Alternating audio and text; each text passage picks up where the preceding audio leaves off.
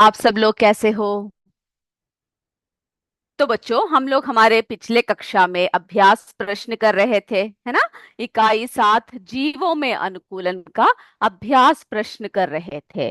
तो मेरे सारे बच्चे जल्दी जल्दी अपने नोटबुक और टेक्स्ट बुक के साथ तैयार हो जाइए। सब सामने रखिए और देखते हैं हम कहाँ तक पहुंचे हैं। ओके, हम लोग शुरू कर रहे हैं।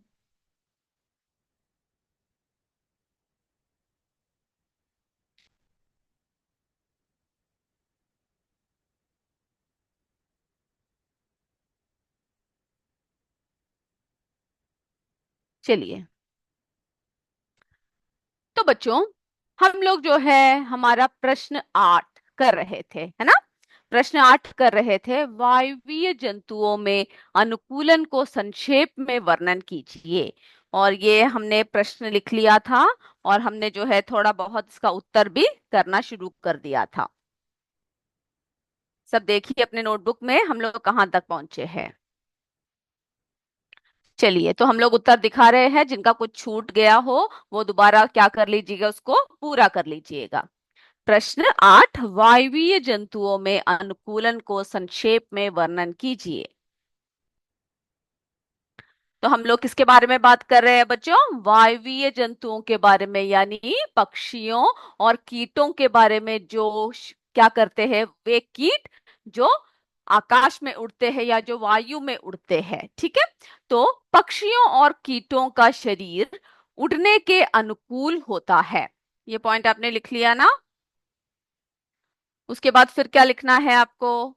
पक्षियों के शरीर का आकार, यानी उनके आकार के बारे में आप फिर वर्णन करोगे। कैसा होता है उनका आकार? नौकानुमा होता है। तो इस तरह से क्या करना है आपको? पॉइंट्स में लिखने हैं, ठीक है। कि किस तरह से जो है उनके शरीर का आकार आकार कैसा होता है। तो उनके शरीर का आकार कैसा होता है बच्चों? शरीर, यानी पक्षियों के शरीर का आकार नौकानुमा होता है। ये सब हम अपने पिछले क्लास में लिख चुके हैं। जिन्होंने नहीं लिखा है या कुछ छूट गया है तो वो क्या कीजिएगा, इसको जल्दी से लिख लीजिएगा। ओके। चलिए, फिर अगला पॉइंट क्या देखा? अग्रपाद पंखों में बदले होते हैं, यानी उनके आगे के जो पैर होते हैं वो कैसे होते हैं? वो पंख का रूप ले लेते हैं, यानी पंखों में बदले होते हैं, उन्हें उड़ने में सहायता करती है। ये पॉइंट भी हो गया ना।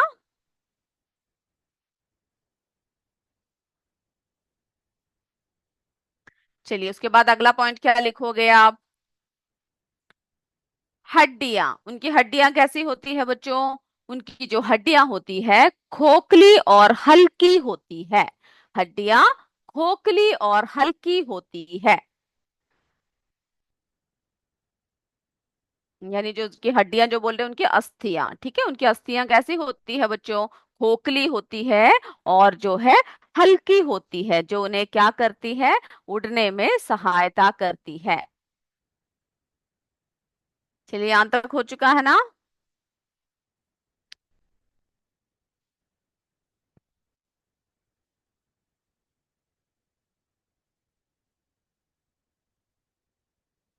चलिए, अब जो है उनकी जो वायु कोश होते हैं, यानी जो फेफड़ों से जुड़े वायु कोश होते हैं, वे भी क्या करते हैं? उन्हें उड़ने में सहायता करते हैं। तो आप लिखिए, वायु कोश भी उड़ने में सहायता करते हैं।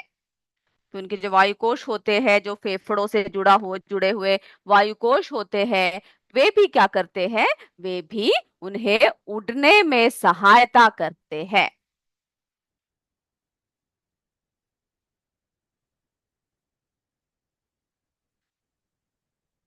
उसके बाद अगले पॉइंट की तरफ आ जाइए।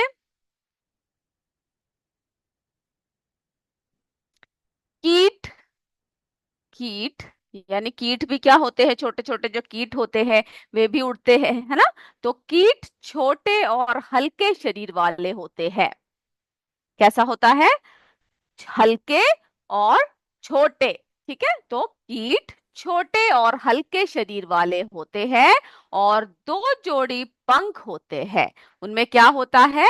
पहले तो वो हल्के होते हैं और जो है उनका शरीर छोटा होता है, और फिर जो है उनमें क्या होता है? दो जोड़ी पंख होते हैं, ठीक है। चलिए, इस पॉइंट को भी लिख लीजिए।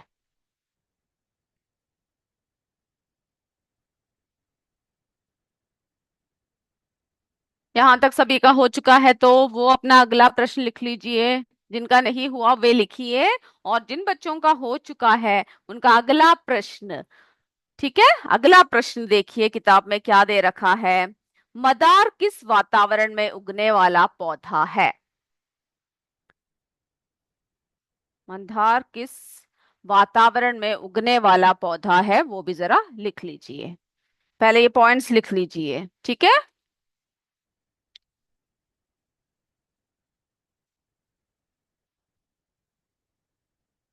जल्दी जल्दी लिखिए और लिखते समय जो है मन में बोलते हुए लिखा कीजिए, ताकि जल्दी से क्या हो जाए, आपको याद हो जाए।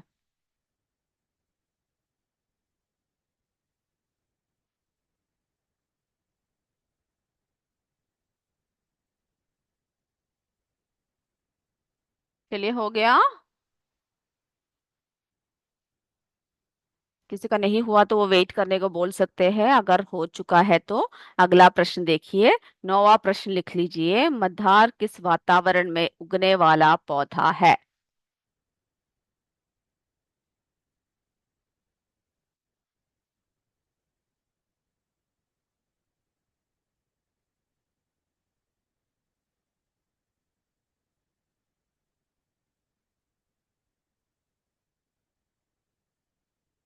जल्दी जल्दी लिखिए बच्चों।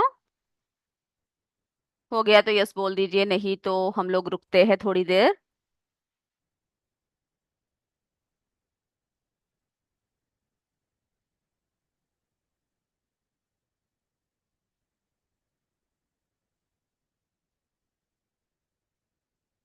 चलिए अगला प्रश्न का उत्तर देखिए। अब अगर किसी का नहीं हुआ तो वो कमेंट कर सकते हैं कि नहीं हुआ। ठीक है। तो हम आपको दिखाएंगे एक और बार, क्योंकि ये पिछली बार ही हमने आपको दिखा दिया था और आपसे कहा था कि पॉइंट्स को आप लिख कर भी आओगे।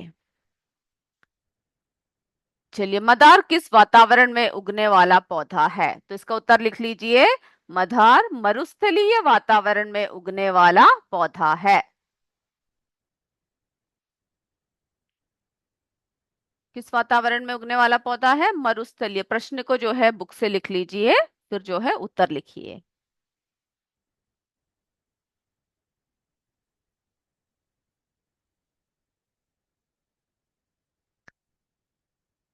9वां प्रश्न तक हो गया सभी का?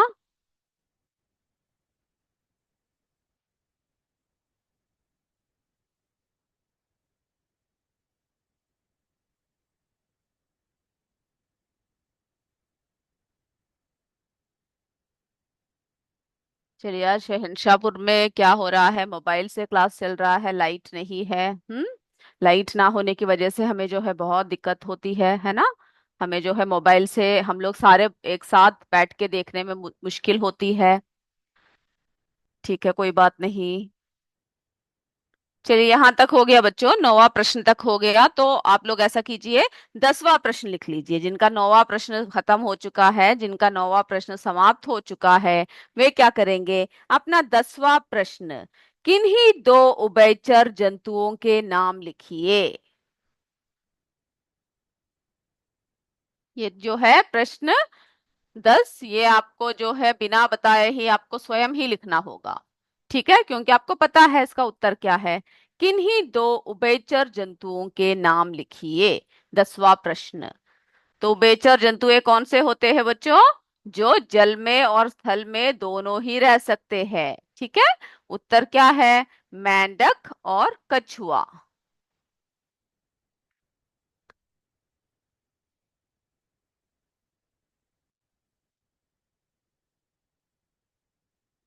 यहां तक हो गया सभी का?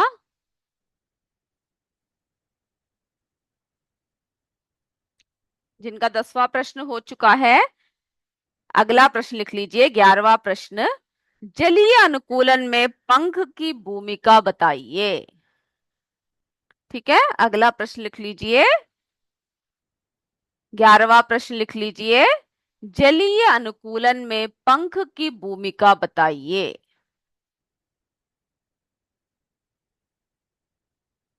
आगे बढ़े? यस बोल दीजिए, बढ़ते हैं तो। ओके। अगर नहीं हुआ तो जो प्रश्न आपका नहीं हुआ वो हम आपको फिर दिखाएंगे। सारे प्रश्नों को समाप्त कर कर कोई भी प्रश्न अगर आपका छूटा है तो हम वो प्रश्न आपको दोबारा दिखाएंगे, ठीक है। ओके, तो 10वां प्रश्न भी हो चुका है ना।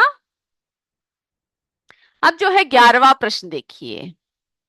11वां प्रश्न, जलीय अनुकूलन में पंख की भूमिका बताइए। यानी जलीय अनुकूलन में जो पंख होते हैं वे क्या करते हैं, जल में क्या करते हैं, तैरने में सहायक होते हैं। क्या है इसका उत्तर, तैरने में सहायक होते हैं। अब इस तरह से भी लिख सकते हो, जलीय अनुकूलन में पंख तैरने में सहायक होते हैं। ठीक है, जब एग्जाम सब में पूछे जाए तो इस तरह से पूरी तरह से उत्तर को लिखा कीजिए। जलीय अनुकूलन में पंख की भूमिका बताइए। क्या करती है, तैरने में सहायक होते हैं।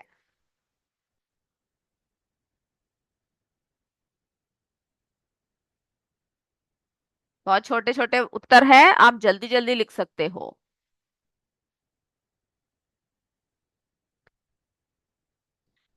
अब जो है बच्चों, ये आपका अगर 11वां प्रश्न हो चुका है तो हमारा जो 12वां प्रश्न है, 12 जो प्रश्न है, अपने आसपास भ्रमण करके जलीय, स्थलीय व वायवीय पक्षियों एवं पौधों के नाम लिखिए।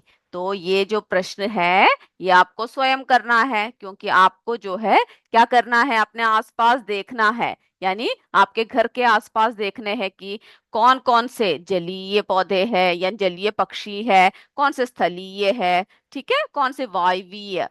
सभी क्या करना है, पक्षियों एवं पौधों के नाम लिखना है। इन सभी पक्षियों के जो जल में, सॉरी, जो जलीय है, क्या है, जलीय, स्थलीय व वायवीय, क्या करना है, पौधों के, ठीक है, और जो वायवीय पक्षी है उनके जो है नाम लिखना है। ओके, तो इस प्रश्न को जो है थोड़ा सा इस तरह से लिख लीजिएगा, आपके किताब में जो है थोड़ी कंफ्यूजन है। अपने आसपास भ्रमण करके जलीय, स्थलीय व वायवीय पौधों के नाम, ठीक है, जलीय, स्थलीय और पौधों के नाम और वायवीय पक्षियों के नाम आप लिखिएगा। यानी जो वायु में जो जो पक्षियां हैं, कौन कौन से हैं, उनके जो है नाम आपको लिखने हैं। तो इस प्रश्न को, यानी प्रश्न 12 को आपको जो है अपने किताब से पढ़कर उसको आपको स्वयं करना है, 12 प्रश्न। चलिए, 12वां प्रश्न हो गया तो हम अपना 13वां क्वेश्चन की तरफ चले। ओके, ये प्रश्न जो है आपको घर से, ये होमवर्क है, आपका गृह कार्य है, ये क्या करना है, आपको स्वयं करना है। चलिए, अब जो है हमारा 13वां प्रश्न, कौन सा प्रश्न है, 13वां प्रश्न। चलिए, 13वां प्रश्न जो है, मरुस्थलीय अनुकूलन के लिए ऊंट में किस प्रकार की विशेषताएं पाई जाती है। ये तो आपको बिना बताए ही किताब को पढ़कर आप लिख सकते हो, लेकिन हम आपको फिर भी एक बार पॉइंट्स बता देते हैं और जो है इसको आपको क्या करना है, लिखना है। हमने पहले 5वें प्रश्न में भी ये लिखा है कि यानी मरुस्थलीय जीवों में अनुकूलन, ठीक है, उसी तरह से इसका भी उत्तर आ रहा है। प्रश्न 13, क्या होते हैं ऊंट, किस प्रकार, क्या विशेषताएं होती है ऊंट में। ऊंट के लंबे पैर और गद्देदार तलवे, लिखिए। वही आंसर जो है अलग तरीके से क्या हो रहा है, रिपीट हो रहा है ना। तो ऊंट के लंबे पैर और गद्देदार तलवे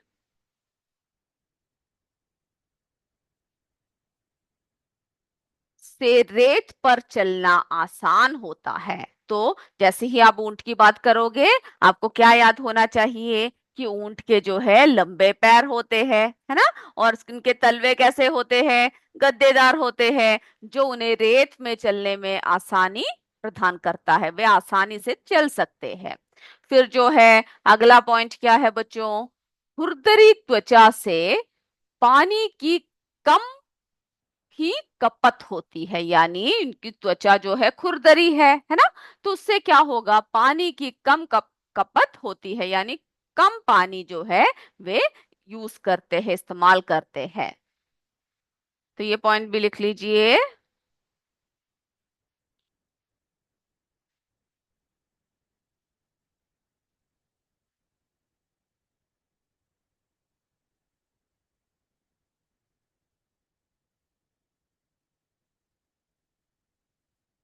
चलिए इस पॉइंट को आप लिख लीजिए। ऊंट के लंबे पैर।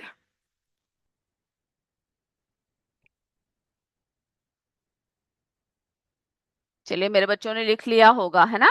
और उनमें जो है एक और क्षमता होती है, क्या होती है, जल संचित करने की क्षमता भी होती है ना। उनमें क्या होती है, जल संचित करने की क्षमता होती है। किसमें होती है, ऊंट में होती है।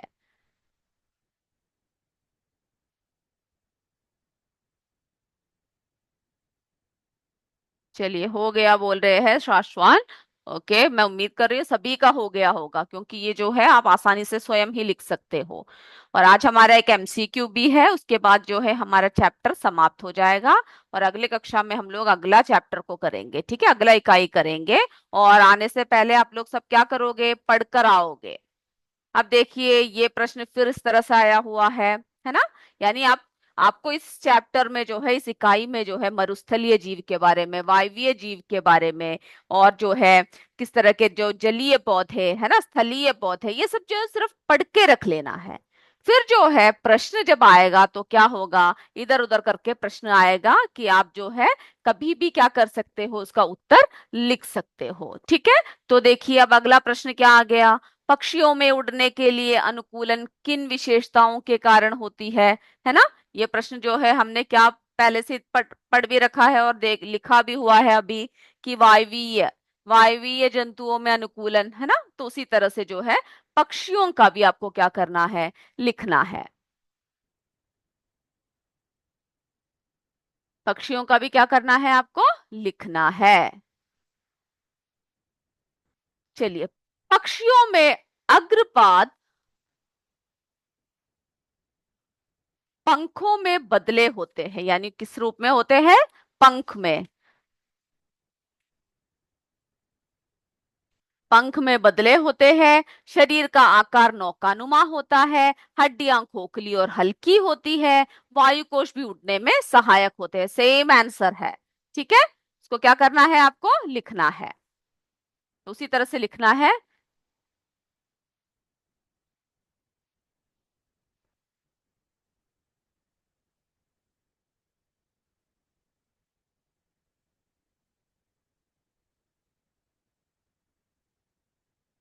चलिए सीएस मोलनापुर ने बोल रखा है कि नाइन्थ लेसन पढ़ाने के लिए कहा है, क्या नाइन्थ जो नौवां लेसन है को बताइए। तो हम लोग जो है नौवां लेसन बताने से पहले हमें जो है आठवां लेसन भी बताना पड़ेगा, है ना। कि सभी स्कूल ये चाहते हैं कि आठवां प्रश्न को स्किप करके आठवां इकाई को, यानी जंतुओं की संरचना व कार्य, उसको ना बताकर नौवां प्रश्न, नौवां इकाई बताए, भोजन एवं स्वास्थ्य। आप लोग कमेंट कर सकते हो, ठीक है। लेकिन जो है हमारा आठवां प्रश्न भी, आठवां इकाई भी बहुत ही इंपॉर्टेंट चैप्टर है, जंतुओं की संरचना व कार्य। अगर उसको हम एक और बार बता देंगे तो बहुत सारे बच्चों को क्या होगा, वो समझ में अच्छे से आएगा। अगर आप नहीं चाहते कि हम आठवां इकाई ले, तो हम लोग नौवां इकाई लेने को भी तैयार है। आप लोग कमेंट कीजिए कि क्या करना है, ठीक है। कितनों को सीधा आठवां आठवां इकाई की जगह नौवां इकाई पढ़ाना है, या फिर नौ आठवां भी पढ़ाना है, तो आप लोग कमेंट कर सकते हो।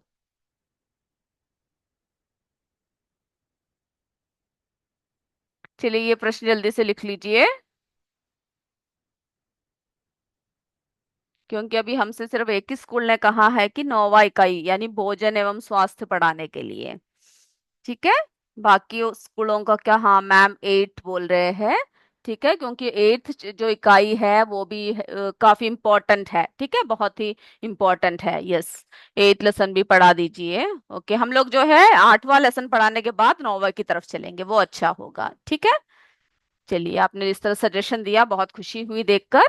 कि आप लोग जो है सारे बातें जो है अच्छे से रिस्पॉन्ड कर रहे हैं। ओके, 8वां बढ़ाने के लिए बोल रहे हैं, क्योंकि मैं इसलिए बोल रही हूँ क्योंकि जो भोजन और स्वास्थ्य है वो जो है थोड़ी आसानी से हम लोग पढ़ सकते हैं, लेकिन जंतुओं की संरचना व कार्य जो है थोड़ा सा मुश्किल है, तो उसको जो है हमें थोड़ी और गौर से पढ़ना पड़ेगा। ओके।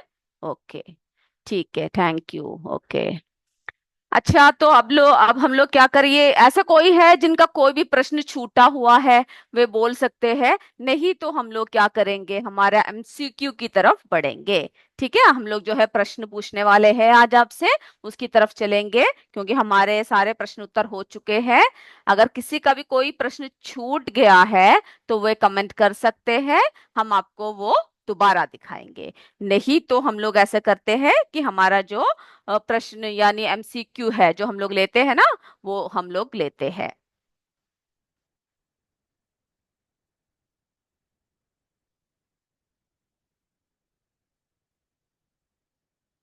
ये 56 यानी 5 और 6 बोल रहे हैं क्या? 56 लिखा हुआ है। हाँ, ओके, 5 और 6। ओके, हम जरा पांचवा और छठवां प्रश्न आपको जो है एक और बार दिखा देते हैं, जिनका छूट गया है वे देख सकते हैं। चलिए, पांचवा प्रश्न देखिए, अनुकूलन किसे कहते हैं? मरुस्थलीय जीव में अनुकूलन को संक्षेप में स्पष्ट कीजिए। तो पहले आपको अनुकूलन का डेफिनेशन लिखना है। अनुकूलन का अर्थ है वे परिवर्तन जो किसी जीव को विशेष पर्यावरण में सफलतापूर्वक जीवित रहने में सहायता करते हैं।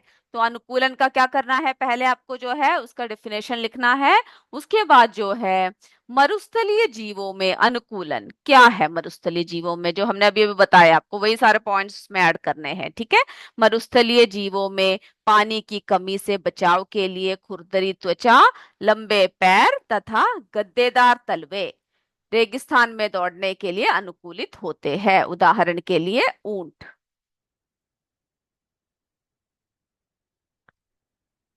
ठीक है, फिर जो है मरुस्थलीय जंतुओं में जल संचय की क्षमता होती है। तो इसमें सबसे पहले आप ऊंट के बारे में लिखोगे, जंतुओं के बारे में लिखोगे। उसके बाद जो है आप मरुस्थलीय पादपों के बारे में लिखोगे। किसके बारे में लिखोगे?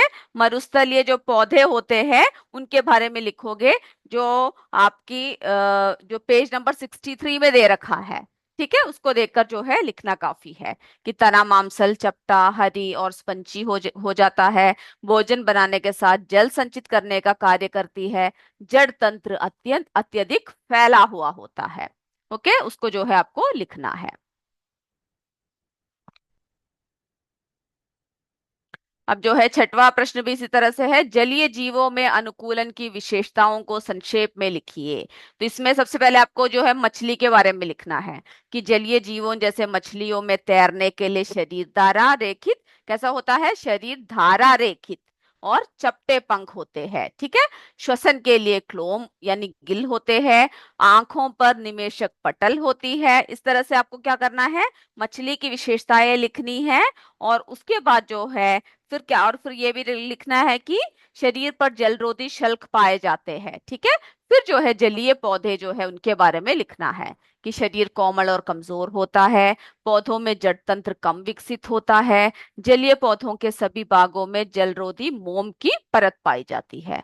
तो अभी हम लोग जो है एमसीक्यू की तरफ चलते हैं, क्योंकि हमारे पास समय कम है। ठीक है, तो अगले इसमें हम लोग क्या करेंगे, हमारा अगला चैप्टर ना 8वां चैप्टर शुरू करेंगे। तो सब लोग तैयार हो जाइए, अपने किताब सब बंद कर दीजिए। जिसमें आप परीक्षा लिखते हैं यानी जिसमें आप एमसीक्यू लिखते हैं उसको क्या कीजिएगा, उसको निकालिएगा। ओके, और हम लोग शुरू करते हैं। ध्यान से सुनिएगा प्रश्न, प्रश्नों को क्या कीजिएगा, सभी ध्यान से सुनिएगा। चलिए, पहला प्रश्न, मछली किसके द्वारा सांस लेती है? सॉरी, मछली किसके द्वारा सांस लेते हैं? मछली किसके द्वारा सांस लेते हैं? ए त्वचा के द्वारा, बी गिल्स के द्वारा, सी श्वास नली के द्वारा। उत्तर जल्दी से लिख दीजिए।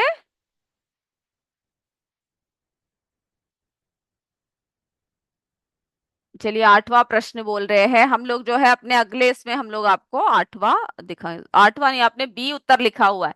उत्तर नहीं लिखना है, कमेंट बॉक्स में उत्तर नहीं लिखना है। ये बच्चों के लिए परीक्षा है और बच्चे जो है उत्तर लिखेंगे। और कोई भी कमेंट बॉक्स में अभी उत्तर नहीं बोलोगे, जब हम लोग लास्ट में, ठीक है, उत्तर बताएंगे तब आप हमें बता सकते हो।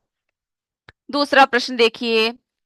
आलू एक भूमिगत डैश है। आलू एक भूमिगत डैश है।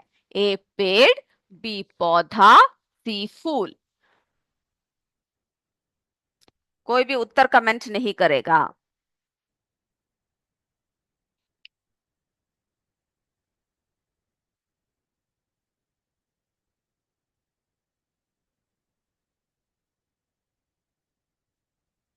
हो गया।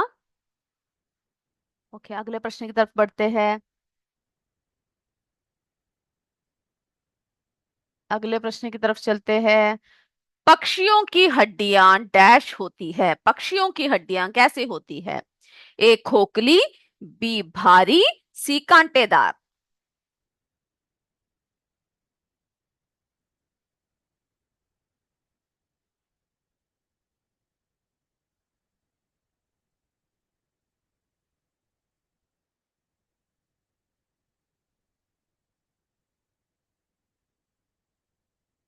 हो गया। सिर्फ तीन। ए है तो ए, बी है तो बी, सी है तो सी, उतना ही लिखना काफी है। ठीक है बच्चों, सिर्फ प्रश्न को ध्यान से सुनिएगा। चौथा प्रश्न। मेंढक जल में कैसे श्वसन करता है?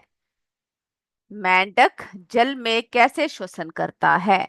हमने आपसे कहा कि उत्तर जो है कमेंट बॉक्स में कमेंट नहीं करोगे, अभी कमेंट नहीं करोगे। मेंढक जल में कैसे श्वसन करता है?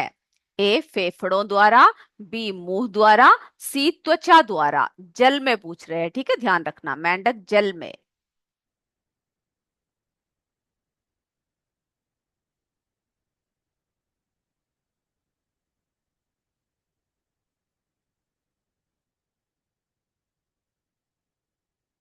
5वां प्रश्न देखिए। डैश स्पंजी और हल्के होते हैं। ए जलीय पौधे, बी स्थलीय पौधे, सी पहाड़ी पौधे। डैश स्पंजी और हल्के होते हैं, इनमें से कौन सा है? लिखिए।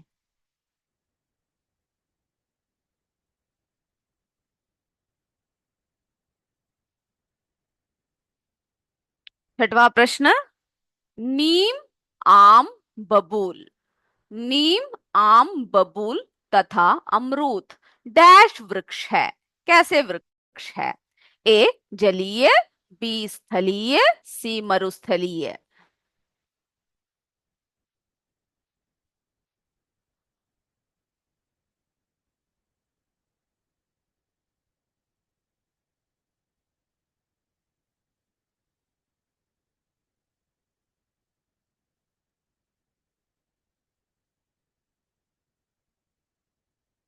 अगला देखिए बच्चों। जलीय वातावरण में पाए जाने वाला पौधा इसमें से कौन सा है? मटर, ए मटर, बी आलू, सी हाइड्रिला। जलीय वातावरण में पाए जाने वाला पौधा।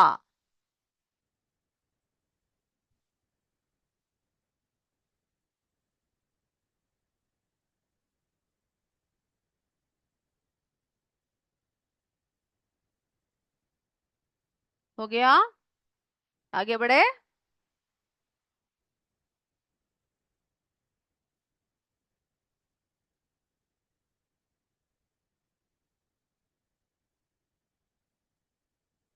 अगला देखिए।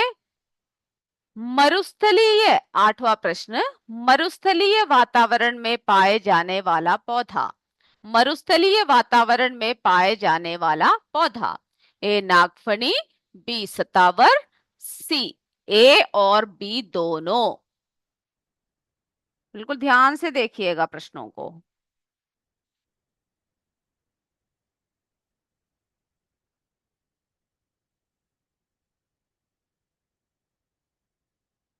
हो गया।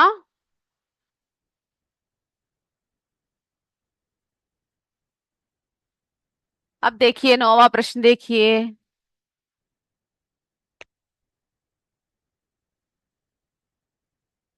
नौवां प्रश्न। हमने कई बार कहा है कि आंसर्स को कमेंट बॉक्स में अभी कमेंट नहीं करना है। उम्मीद करती हूँ हिंदी आपको समझ में आ रहा है।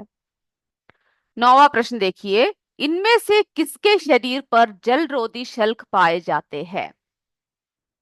ए मछली, बी मेंढक, सी केंचुआ। जल्दी लिखिए बच्चों उत्तर। इनमें से किसके शरीर पर जलरोधी शल्क पाए जाते हैं?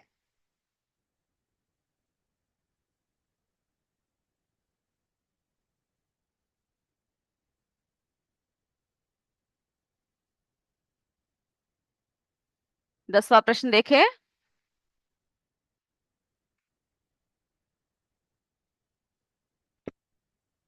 मेंढक और कछुआ कैसे जीव है?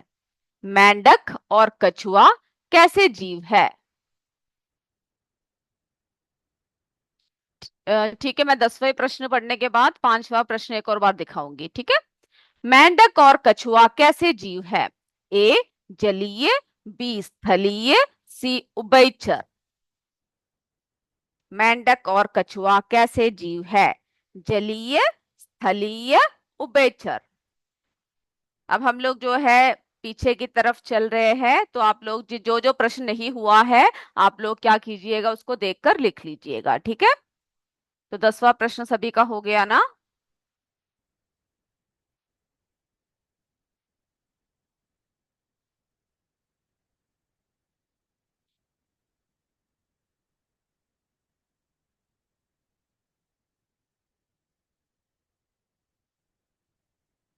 8वां प्रश्न।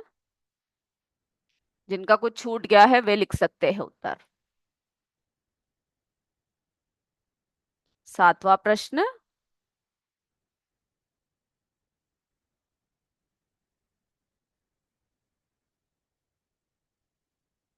6वां प्रश्न।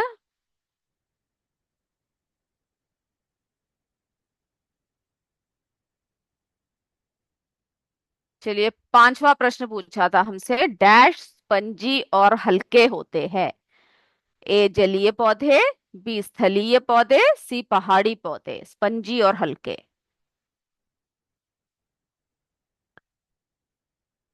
चलिए, हो गया ना? चौथा प्रश्न।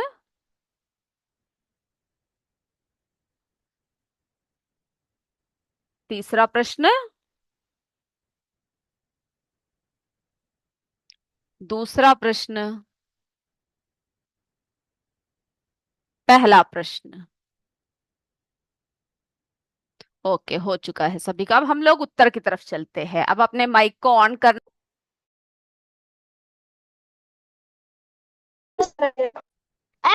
धन्यवाद बच्चों। जय विद्या शक्ति, जय हिंद, जय भारत।